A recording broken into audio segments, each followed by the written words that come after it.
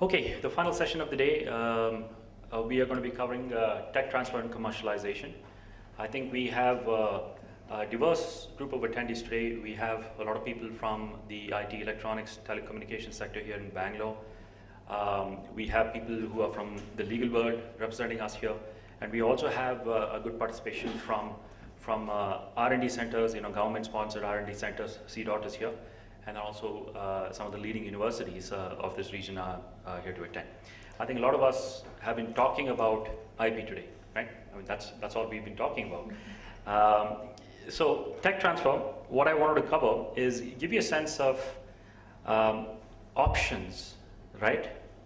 Strategy that you could think about for your organization, despite whatever type of organization it might be, including a university. In terms of finding a market for innovation that's coming out of your organization. So when I say organization, I mean all organizations, yeah? So when we say tech transfer, it's very simple, it's technology transfer refers to transfer or an assignment, right? Or licensing of some form of the innovation that you have, right? It can be from an individual, or it can be, one individual can invent something, or it can be an organization, it can be a country, anyone. So it goes from one place to the other, right? For some value, right? Obviously, you're expecting some remuneration for the intellectual property that you're transferring to them. One thing I want to mention, in terms of this presentation, I'm primarily talking about technology and innovation today. So primarily in the area of patents, right? I'm not touching trademarks and copyrights. If you remember from this morning's presentation from Professor Suraj, licensing value, if you look at it globally, right? The highest value in terms of forms of IP that generate licensing value, it's trademark usually, right? Trademark is the one that has the greatest potential, and this is what creates a lot of value for companies. Coke, Pepsi, Apple, these are all big examples, right? So I'm not addressing that part of it, or even copyrights, right? We do a lot of work in the content side of the business, right? This could be movies, this could be TV and such things, or it could be publications, right? So we're not touching that aspect of it. We're talking about research and innovation and essentially patents, right? And finding commercial options for patents. So why do we want to transfer technologies that we have, right? Or innovation that we have come up with? Well, the idea basically, and I think, again, Professor Suraj was hitting on this, right? You want a wider range of accessibility for further development, right? CDOT is a good example. They're doing a lot of innovative work as related to telecom, right? Where does this innovation go? Well, good amount of it goes to developing areas of India, to rural sectors in India, right? To provide telephone access and such things, innovations that can help certain societies, right? So idea is essentially that in terms of transferring this technology, we want wider access to the society, wider access to the technology either in the country that we're in, or it could be a global market. Also, another aspect is the exploitation of the given technology for commercial gain, right? It could be a private company, it could be a university, whatever it might be, but the idea is essentially you might have invested a lot of time, resources, right, money, and you want to recoup some of that. You might not necessarily be the expert, right, at commercializing that technology, so you want to commercialize it through someone who knows how to do it, right? Universities are a very good example.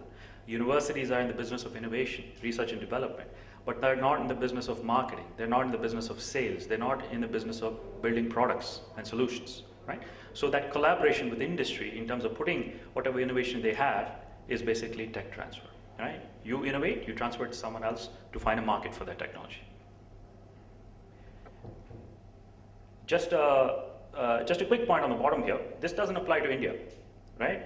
Innovation accounts for more than half of economic growth in developed countries, right? I mean, we obviously know, I mean, if you're looking at a market like the US, or you're looking at something like Europe, you know good amount of business in these countries is driven by research and development and by innovation. We were having a conversation at lunch, a few of us at one table, and we were talking about, well, why is India or some of our developing nations, why are we so far behind? Why is it that we're not at a point where half of our economy is based on innovation, right? Well, there's a lot of factors. I don't want to get into it, you know, politics, whatever it might be, but cultural aspects. Till recent, I think we as an economy, we as a nation, have been more focused on replicating, right? Replicating what is happening outside of the borders of India, right? For our own consumption or for our use. Whereas innovating, right, has been the business of people outside, isn't it?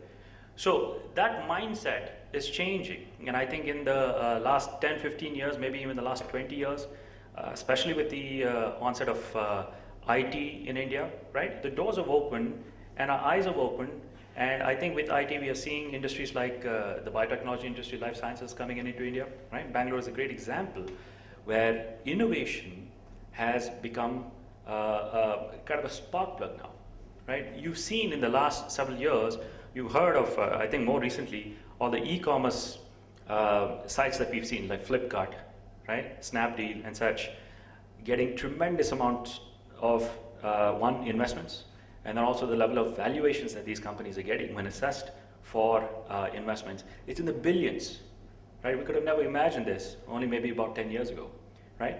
But these are all startups. These are all startups at some point that have come up. So I think the startup bug has bitten us, particularly in places like Bangalore, it has bitten us, right? And we're going to see a lot more of this. I wanted to take you through the tech transfer life cycle. You might be very familiar with it, but I'll just give you a quick walkthrough, okay? Now, on top there, we start with discovery, right? You have discovered something, some innovation, right?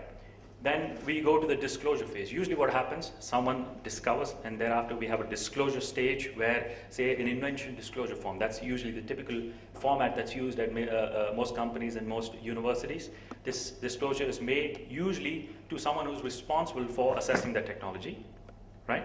We have a concept called TTO, Tech Transfer Offices, right? You might have heard of this. This is usually relevant in a lot of universities where tech transfer officers are usually responsible for assessing, right, what this technology is about, what can we do with this technology, right? That evaluation phase happens.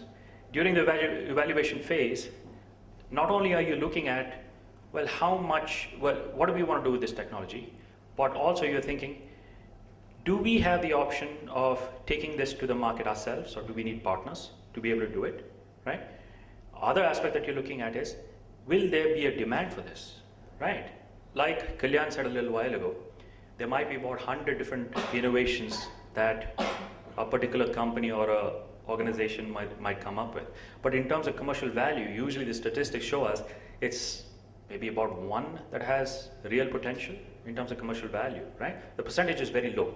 So this is assessment, the filtering process happens over here, right? Thereafter, you have to strategize in terms of what type of IP protection to go for in this instance, right? Where are we in terms of the innovation life cycle, right? We just had a discussion in terms of when do we disclose, when do we go for a patent filing.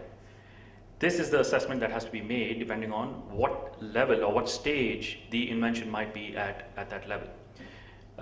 The first thing, obviously, you know, if the invention hasn't fully been developed, you obviously can consider something like a provisional application, right? Provisional patent application. But if you're at a stage where you're confident that it's a fully mature technology, you can go for the complete application in that stage.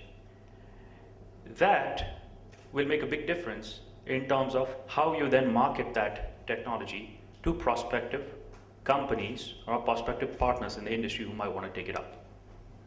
Okay? Then the marketing begins, right? During the evaluation phase, we had kind of looked at, is there commercial value for this? Who are the prospective partners that we could talk to about this that could use this, right? So in the marketing stage, we start talking to those companies, right? We start approaching those companies and say, this is what we have. We believe this might fit into, say, some kind of a gap in certain product you have, certain technology you have, right? It might be related to certain things you're already working on, right? This is where the discussions start, okay? Once the marketing is done, obviously we move on to the licensing. In the licensing stage, depending on how the negotiations go, you, for example, the technology holder might make a decision that you want an outright assignment of your technology, meaning you're handing over all rights and saying, I'm not in this anymore, you do with it as you please. You give me a certain percentage, say a lump sum payment, I want this many $1 million, right? Or it could be some kind of a licensing arrangement where you still retain your IP rights, right? But you're giving your partner a option to practice, right? Whatever that invention might be, to put it into the market, to productize it. I mentioned a little while ago, depending on where you are in terms of the development of that invention, if it is still in a stage where it's yet to complete, there's some more development that needs to occur, but you run out of money, right? You don't have the means as a company or as a university to complete the research. You might want to find a partner, obviously, who will complete, right? Or who will fund you to be able to complete the research necessary to come out with a complete technology. So those also are possible. So you don't have to wait necessarily to have a complete technology hand which is already patented, right? Even during the research and development phase, you can start looking for prospective partners. It could be a possible collaboration between you and that other partner in terms of completing the research and development and thereafter taking it to market. Product development, what I mean by this is, as I was mentioning, your partner, whoever you are licensing this technology out to, might need to contribute in terms of making it market ready. Right? This is usually, if it's a university which has come out with the innovation, the feeling in the industry typically is that this technology might not be market ready because the perspective that might be used when that invention was developed might not necessarily have a market or a market application type of a mindset. You understand what I mean, right? When a university is working on a certain technology, their perspective might not be how much money can I make from this, right, when they're working on it. Whereas when you partner with a company which is in the business of making money, right, they're looking at how much money can I make from this, right? So it might require further development, and that's what I'm talking about here. This is where the collaboration might need to happen, or your partner themselves might need to invest time and money, further time and money, in terms of bringing it to a state where it's market ready, commercial. And thereafter, obviously, it's put into the market, and then you have various licensing options, as I mentioned, right? Where it's either outright license you're giving them, where you're collecting royalties from them on an ongoing basis for X number of years, where a lump sum could be given to you, and thereafter, say you collect based on all sales that are made by your partner on that for 10 years, 15 years, 20 years, it depends on the lifetime or the shelf life, essentially, of that technology. Yeah, so various options. I've already defined all of this, so I'll skip through it because I only have 20 more minutes.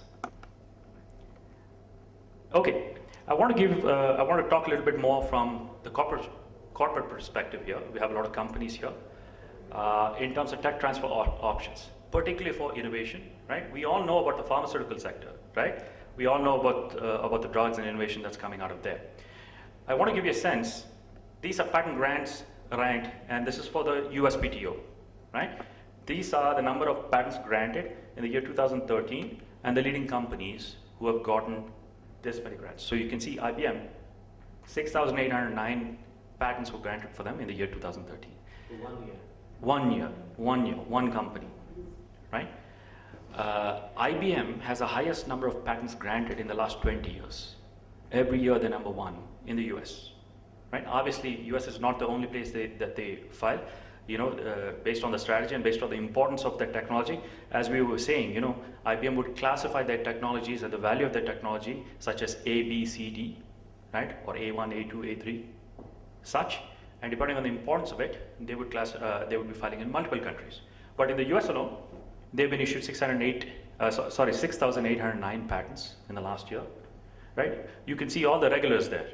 Right? We know all these companies. You see the Samsung right after them, Canon, Sony, Microsoft. I want to bring to your attention number 9 there. Number 9, Qualcomm. Right? We've heard of this company. You all are very familiar with Qualcomm. Qualcomm particularly because as of the last 2 years, right, before 2012, they were not appearing in the top 10 list. They were somewhere off of the top 10 list. They were going through a lot of transition in the company, and there was a lot of turbulence in the company, and they were deciding, what do we do?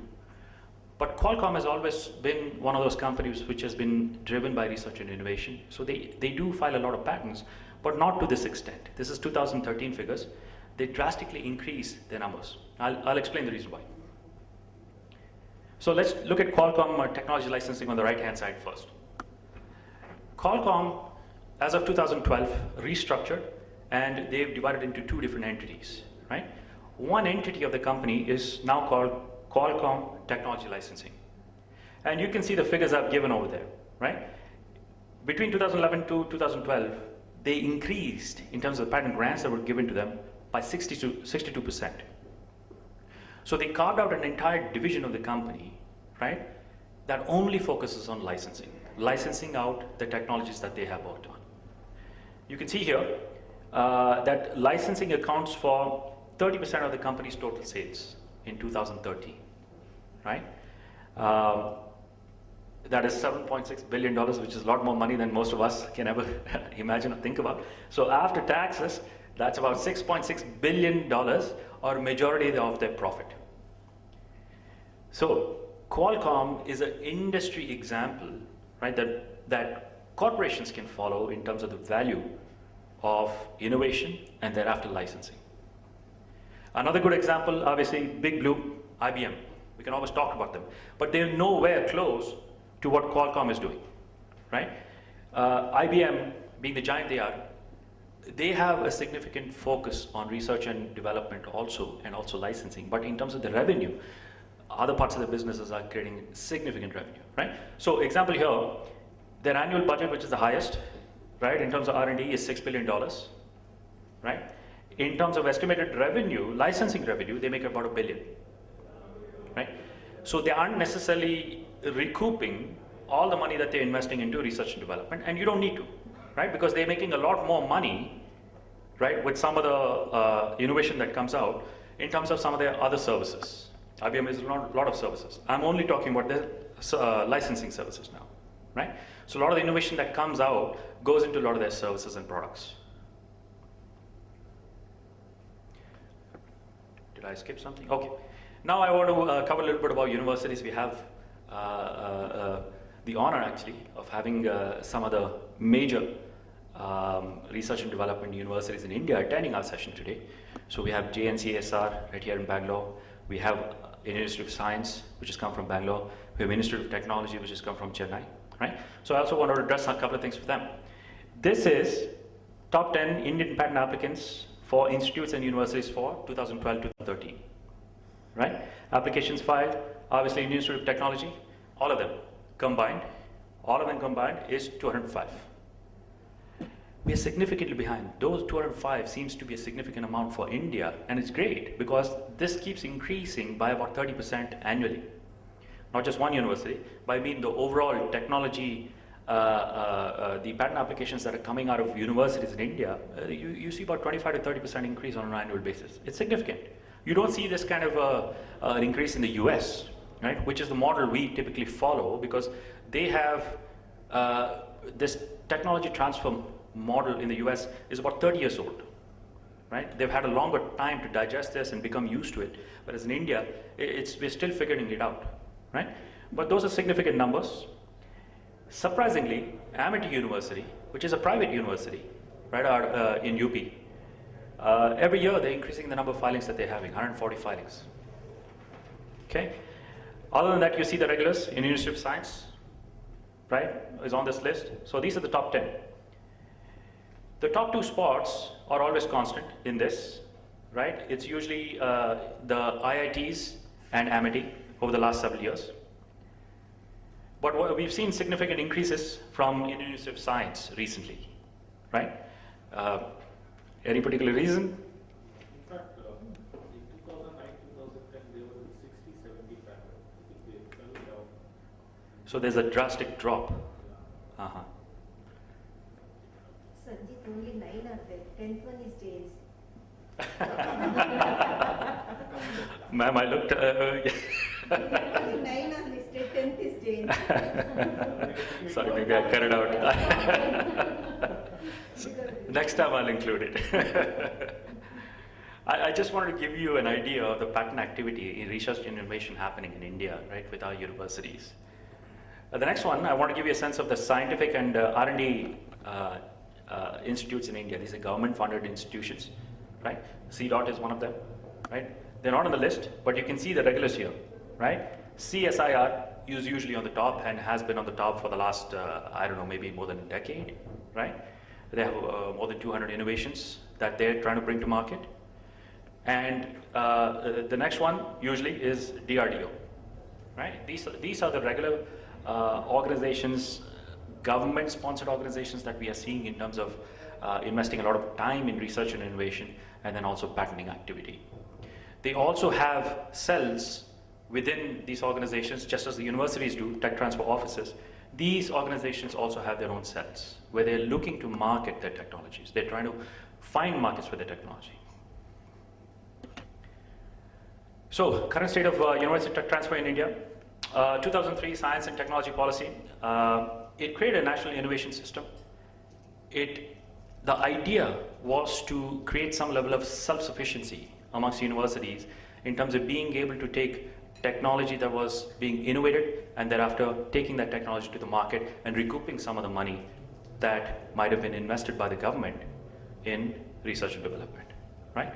So this was kind of the impetus, you could say, right? It was kind of the spark that was given for research and development amongst government-funded institutions and also universities. The Protection and Utilization of Public-Funded Intellectual Property Bill 2008, okay? Not enacted yet, not enacted yet. This is very similar. This is modeled after the Bayh-Dole Act. You might have heard the Bayh-Dole Act in the US. Bayh-Dole Act in the US is about 30 years old, and that was the act responsible for giving or incentivizing, right, publicly funded institutions and also universities to innovate by giving the university and also the inventors certain stake, right, certain stake in the eventual commercialization and the values that are being created. And also it gave them, prior to that, all research and innovation that was coming out was owned by the government. That was no longer the fact, right? It could also, certain rights to that invention were retained by the university, also in this instance, okay? So we have modeled the Protection and Utilization of Public Funded Intellectual Property Bill on the Bayh-Dole Act. It is yet to be enacted, but this will also, this essentially is another incentive mechanism for universities to innovate in India, right? So to be seen in terms of when this will be passed. And also, as of 2009, the government, Indian government, permitted for holdings in spin-offs, right? University-sponsored, say, technology that comes out. A spin-off company comes about a particular technology, right? You want to form a company based on a certain innovation that you have worked on. Now, it permitted the university and also the inventors to have a certain stake in that company, right? Whereas before, that was not possible. So this is another level of motivation, right? Impetus. I just want to give you a summary for you to kind of start thinking from a government funded institution or a university perspective or from a private organization perspective in terms of your licensing considerations that you want to keep in mind. Keep in mind, okay, this is the IBM model that I'm talking about here, right? I've studied the concept of IBM and how they do it, and it seems to be a model that a lot of companies, including Qualcomm, have taken to. So these are suggestions that we would have. IP-related revenue should include payments from licensing know-how also. Remember a while ago we spoke about it. It isn't just I have a patent. Do you want to buy it from me, right? You might have certain knowledge as to how you do certain things, right? The licensing out of that also is considered commercial potential, right? It has commercial potential and it's licensed revenue. So do keep that in mind in your organization when you're tabulating, right? End of the financial year, you're looking at how much money your organization has made. You want to consider this also. Other aspects, okay? Fees and other intangibles. So even the consulting aspects that you do as related to right? Your know-how, it can be considered licensing revenue. Other things, patenting decisions, should be decentralized and inventors given bonuses and incentives, right? Obviously, very simple. We were talking about the Bayh-Dole Act, we were talking about the act in India, which is not enacted yet, and such things. But incentivizing, I think this is essentially Kalyan's thesis that he was talking about. What are the various ways? You have to figure it out from your organization's perspective in terms of what works for your organization, what motivates people in your organization. What works in a university might not necessarily work in a private organization, right? That is to be figured out. But in terms of patenting decisions, models like IBM and Qualcomm, what we have learned from it is it's a decentralized decision-making process. There isn't one legal office or one decision-making authority in any of these organizations who decides what do we do with the patents coming out of the various divisions. Those decisions are left up to the divisions, right? This has certainly helped in terms of increasing the number of innovations coming out of each of these divisions, where these divisions feel they have more control, more authority in terms of deciding the direction of licensing and also research and development. Other things, consider cross-licensing certain technologies to other companies. Just because you have a patent doesn't mean that you can't work with others, right? Your singular strategy with patenting isn't just to keep other people out. I hope you agree with that, right? There are opportunities. IBM, for example, will cross-license certain technologies that they have, certain patents that they have, to competitors without even a very negotiated licensing agreement. The idea is, if, to some degree, when you're as big as IBM, someone is going to infringe your patent no matter what, right? It costs you more money to litigate and then stop someone from doing it rather than actually working with them, right? So you, as a patenting strategy, you might want to consider this, right? Is there advantages for us to cross-license, work with, collaborate with, right? Certain people, certain companies that could be complementary to us, right? This also should be part of your licensing strategy. Bottom line, we cannot just look at it from a money perspective, right? If I don't license, I look to gain $10 million.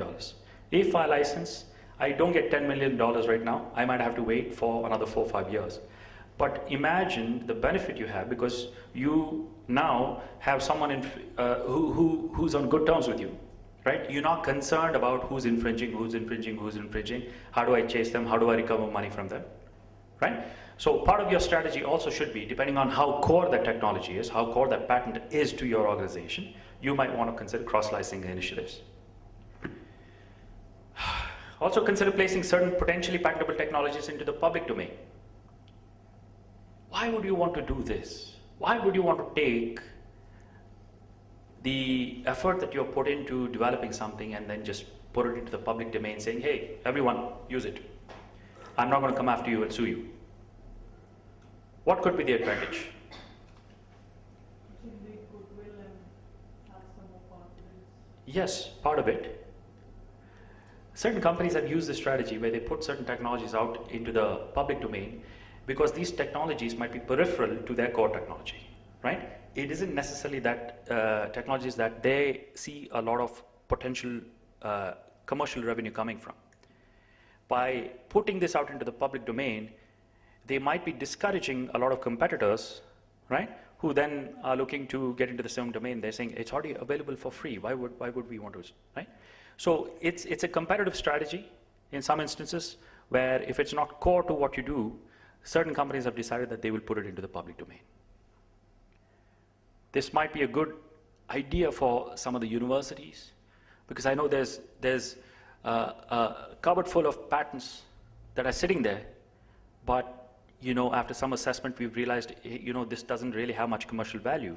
So instead of letting it go to waste and trying to figure out if, at a later point, is there anyone infringing on this and what do I do about it if they're infringing, it might make sense to put it into the public domain, right? Goodwill is one part of it. So you already patented it and then put it out? Yeah, you might have already patented it, correct. You don't need to necessarily, you can publish You can publish. If you think it's not core, you don't want to spend the money on patenting, you can always publish it, put it in the public domain.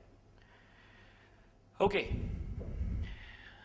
Lastly, inventors along with lawyers should actively search for potential patent infringement. Okay, now we're getting tough.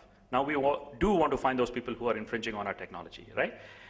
You remember when I said that we need to decentralize the decision-making process. Right? It needs to come down to that particular division or that department in terms of them deciding what they need to do, right?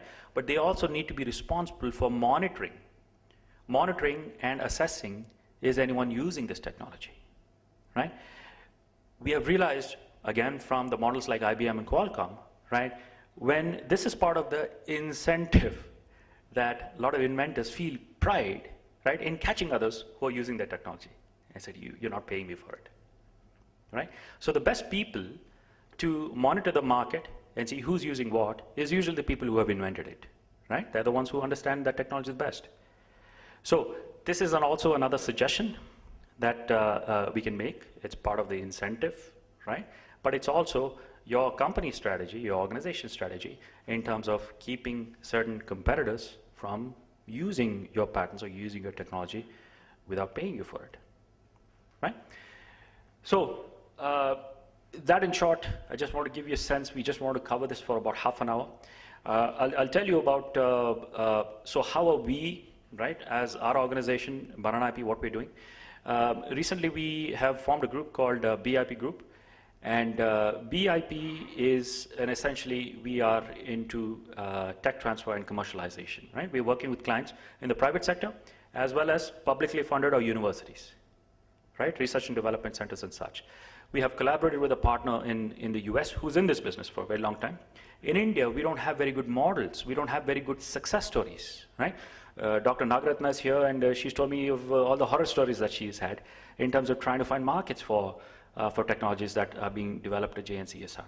What we are hoping to do by this collaboration with our US partner is now have a global market to deal with, right? We're not just looking at India as a prospective place to find licensees. Now we have a global reach because our partner is the top IP firm in the world, and this venture, right, through them gives us access to most of the Fortune 500 companies globally. We, through this opportunity now, from a marketing standpoint, have an opportunity to know from these major companies in terms of what technologies they're working on, where the gaps might be, what kind of in-licensing opportunities they might be open to, right? And what they're willing to pay for it, right? So we hope to bring technologies now coming out of India, right, to market. It might be in India or it might be abroad. So this is the process that we're working on. Okay, but domestically, I think it might be cultural, right? It might be just the market dynamics that are dictating it. But domestic licensing opportunities where someone is willing to pay you for a license for your intellectual property is very few, very less still. But markets abroad don't function that way. Like we said, you know, the developed nations, 50% of their economy is driven by innovation, right? Where there's opportunity for significant licensing. Yes. Any questions? Does IP evaluation comes under commercialization? Absolutely does, right? So that evaluation part is the IP evaluation, right? We are assessing what is the market value of this technology or this brand, right? It applies to all forms of IP, not limited to patents or technology. Sure. Ma'am? IP valuation. Okay, same thing. Different methods. Yes. IP valuation, yes. That is a question, right? Yes. So yes, it is a part of the tech. Each expert comes out with some value which is extremely different. This side, one may quote as this is value 1 crore. Another expert will say that it is 5 crore. Yeah. So always there is a difference of opinion from one expert to another. Correct. Ma'am, how we are addressing this point is we have a team of 70 PhDs through our network, right? These are subject matter experts in 70 different subject matters. We go to this person who usually is involved in the scientific and research and development community, but has a background in valuation, right? So that is how we are assessing the value of certain technologies that are coming. And so you're right, there's a lot of room for saying, well, why did you assess it at this value versus that value, right? But with the level of expertise we are showing in terms of the people who are evaluating this, we are hoping to address that point. But ultimately what it comes down to is, that is just a starting point, the valuation.